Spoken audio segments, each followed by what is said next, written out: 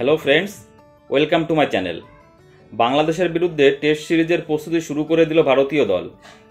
রোহিত শর্মা, বিরাট কোহলি, জসপ্রীত বুমরাদের প্রস্তুতিতে নজর রাখছে কোচ গৌতম গম্ভীর। শুক্রবার ভারতীয় দলের অনুশীলনে ছিল ক্লোজ ডোর, গোপনীয়তা বজায় রাখতে চাইছেন গম্ভীর। গত টি-20 বিশ্বকাপের পর থেকে একরকম বিশ্রামেই রয়েছে ভারতীয় দলের ক্রিকেটাররা। মাঝে শ্রীলঙ্কার বিরুদ্ধে সাদা বলের সিরিজ ছাড়া মাঠে নামেনি রোহিত কোহলিরা। গত মার্চে ইংল্যান্ডের বিরুদ্ধে শেষ টেস্ট ম্যাচ খেলেছিল ভারতীয় দল। সেই হিসাবে 6 মাসের বেশি সময় পার লাল বলের ক্রিকেট ফিরতে চলছে ভারতীয় দল। তার উপর পাকিস্তানের মাটিতে 2-0 ব্যবধানে জেতা নাজমুল হোসেন শান্তর দল আত্মবিশ্বাসী। তাই বাংলাদেশের বিরুদ্ধে সিরিজকে বাড়তি গুরুত্ব দিতে চাইছেন কোচ গম্ভীর। প্রস্তুতির ফাঁক রাখতে চাইছে না কোনোভাবেই। ভারতীয় দলের কয়েকজন ক্রিকেটার এখন দলীপ ট্রফি খেলতে ব্যস্ত।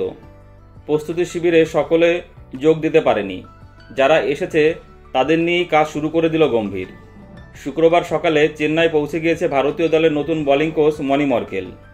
এদিন ভোর 4টের সময় লন্ডন থেকে সরাসরি চেন্নাই পৌঁছেছে কোহলি। সূত্রে খবর, প্রথম দিনে নেটে 45 মিনিট অনুশীলন করেছে কোহলি। প্রায় 9 মাস পর টেস্ট ক্রিকেটে ফিরবেন ভারতীয় দলের প্রাক্তন অধিনায়ক। টি-20 বিশ্বকাপের পর মাঠে ফিরতে চলেছে বুমরা। টেস্ট মৌসুমের কথা ভেবে জিম্বাবুয়ে এবং শ্রীলঙ্কার বিরুদ্ধে তাকে খেলায়নি ভারতীয় ক্রিকেট বোর্ড। টেস্ট সিরিজকে তাকে তরতাজাভাবে পেতে চাইছে গম্ভীর।